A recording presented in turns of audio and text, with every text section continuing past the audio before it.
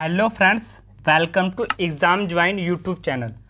आज का जो हमारा टॉपिक है वो है मध्यकालीन भारत। मध्यकालीन भारत का टॉपिक जो हमारा कंटिन्यू चल रहा है तो हम उसको आगे करेंगे, जिसमें जो आज का टॉपिक है वो सिसोदिया वंश के बारे में हम करने जा रहे हैं। सिसोदिया वंश का बिल्कुल संपूर्ण इतिहास इस वीडियो में हम कवर करेंगे। बाकी हमारी जो प्राचीन भारत की इतिहास की सीरीज़ है वो पूरी की पूरी वीडियो की प्लेलिस्ट आपको हमारे एग्ज़ाम ज्वाइन यूट्यूब चैनल पे मिल जाएगी। तो चलिए फिर स्टार्ट करते हैं। सिसोदिया वंश का इतिहास। तो सन 556 ईस्वी में मेवाड़ में गुहिल वंश की स्थापना की गई। बाद में यही गहलोत वंश बना और अंत में सिसोदिया वंश के नाम से ये जाने जाने लगा था। ठीक है, सिसोदिया वंश के जो संस्थापक रहे थे वो थे राणा हम्बीर सिसोदिया। तो ये सिसोदिया वंश के संस्थापक थे। सिसोदिया वंश का शासनकाल 1326 से 1948 ईस्वी तक चला था। इनका जो ये देखिए मैप पे, इनका जो शासनकाल था वो मुख्य रूप से राजस्थान के प्रांतों में रहा था। सिसोदिया वंश का शासनकाल। आगे हम देखते हैं इसी के बारे में कंटिन्यू। गुहिल और गहलोत वंश। तो गुहिल का जैसे आपको बताया 556 ईस्वी तक। बाद में गहलोत वंश के जो संस्थापक थे वो थे बप्पा रावल।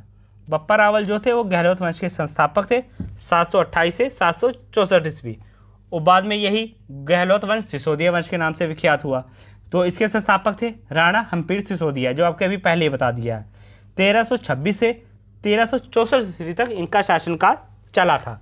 राणा हम्पीर सिसोदिया के पश्चात मेवाड़ का जो राजवंश था वो सिसोदिया वंश के नाम से विख्यात हुआ था।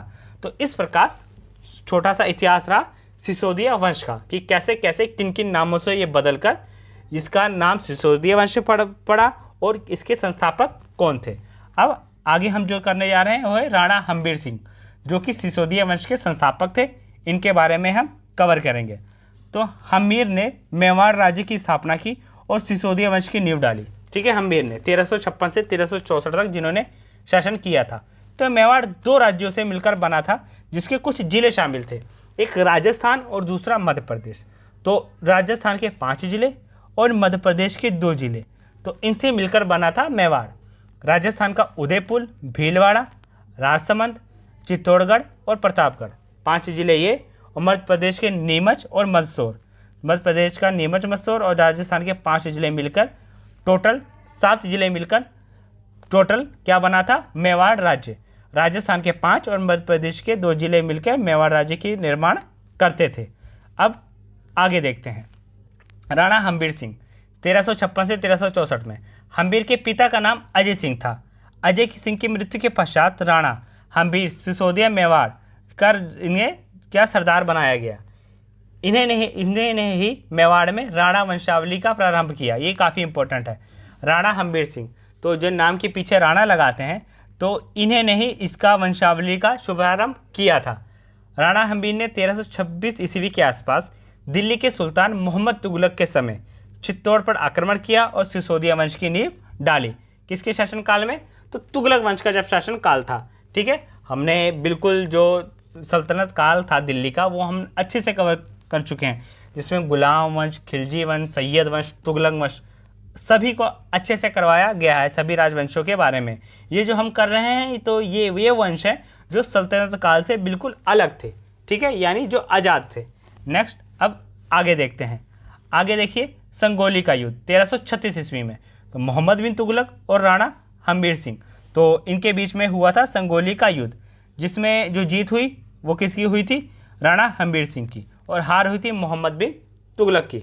राणा हम्बीर ने अजमेर, रणथंभौर, नागौर और मध्य प्रदेश का शिवपुरी पर अधिकार कर लिया।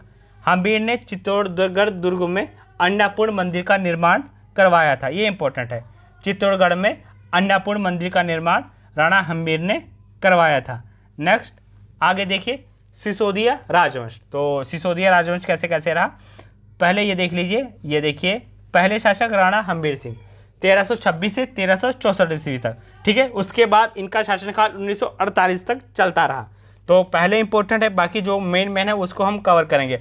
जैसे कि राणा लखा सिंह, राणा मोकल 1421 से 1433 ईस्वी, उदय सिंह प्रथम 1468 से 1473 ईस्वी, महाराणा प्रताप 1572 से 1597 ईस्वी, राणा कुंभा के बारे में कवर करेंगे, राणा सांगा 1508 से 1527 ईस्वी।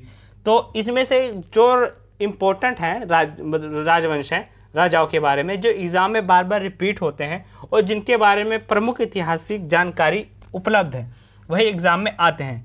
तो पता आपको सभी होना चाहिए सीरियल वाइज कि कौन कौन से राजा के राजवंश कैसे कैसे चले। बाकी इसमें से जो सभी इम्पोर्टेंट है उसको हम आगे नेक्स्ट वीडियो में हम कवर करेंगे। काफ़ी बड़ी वीडियो हो जानी थी, तो ये पार्ट 1 था सिसोदिया वंश का, ठीक है। तो इसका चाहे आप स्क्रीनशॉट भी ले सकते हैं। बाकी ये देख सकती है आखिरी में जो कुछ हुए हैं, जैसे सज्जन सिंह 1874 से 1884 ईस्वी, ठीक है। फतेह सिंह 1884 से 1930 ईस्वी। उसके बाद भोपाल सिंह 1930 से 1948 ईस्वी। तो सिसोदिया राजवंश, तो कुछ इस प्रकार इनका शासनकाल रहा था। राणा क्षेत्र सिंह जो दूसरे थे 1364 से 1382 ईस्वी।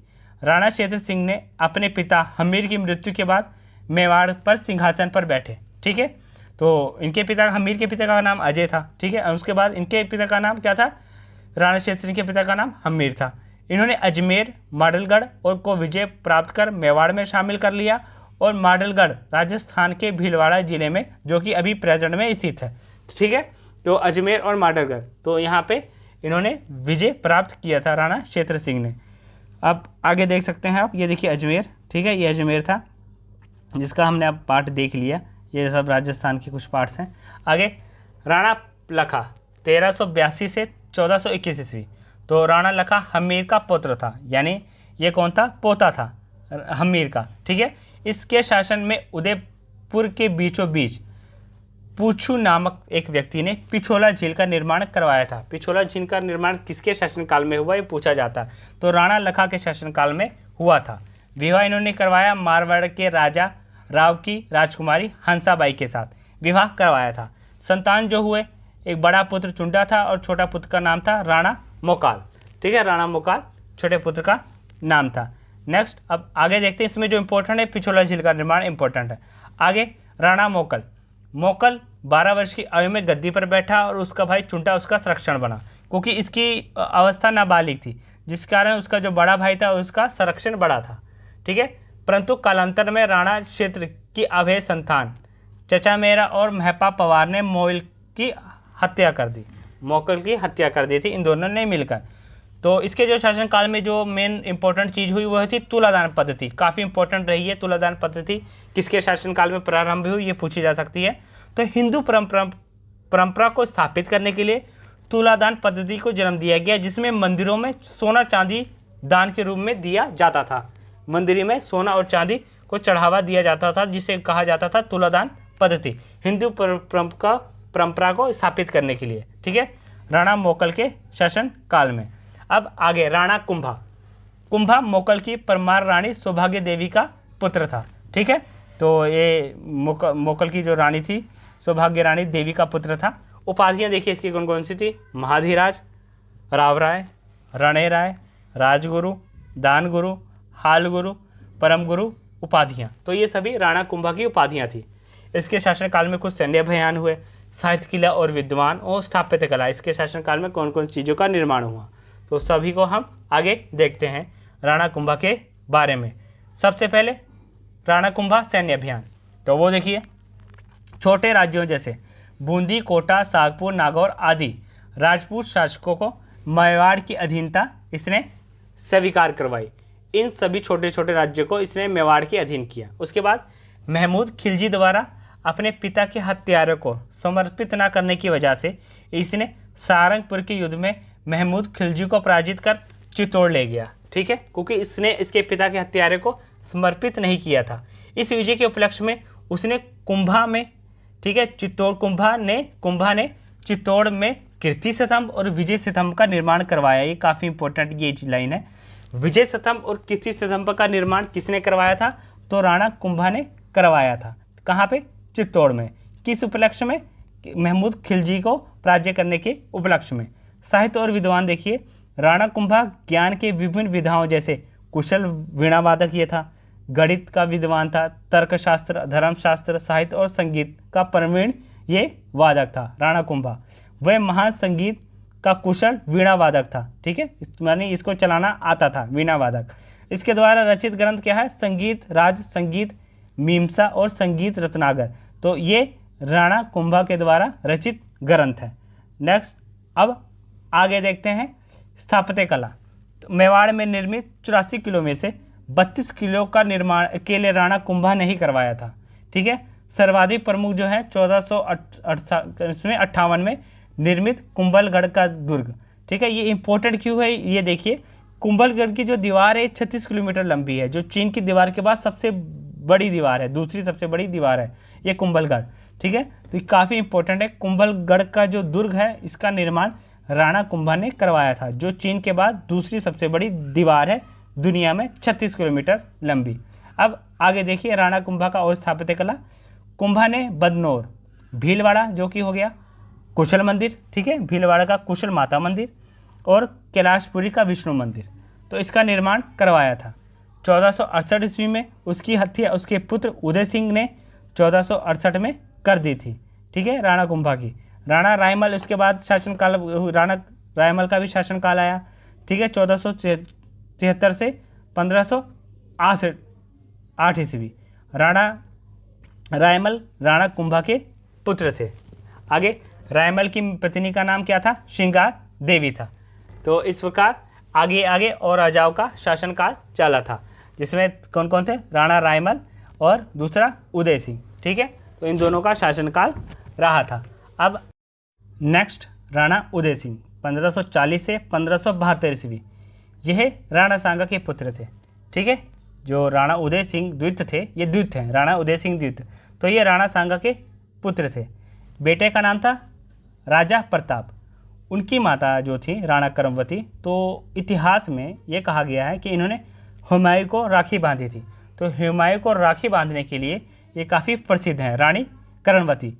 उदय सिंह का जो पालन पोषण हुआ था, उदय सिंह द्वितीय का पालन पोषण वो कुंभलगढ़ किले में हुआ था, आशा शाह के नेतृत्व में हुआ था।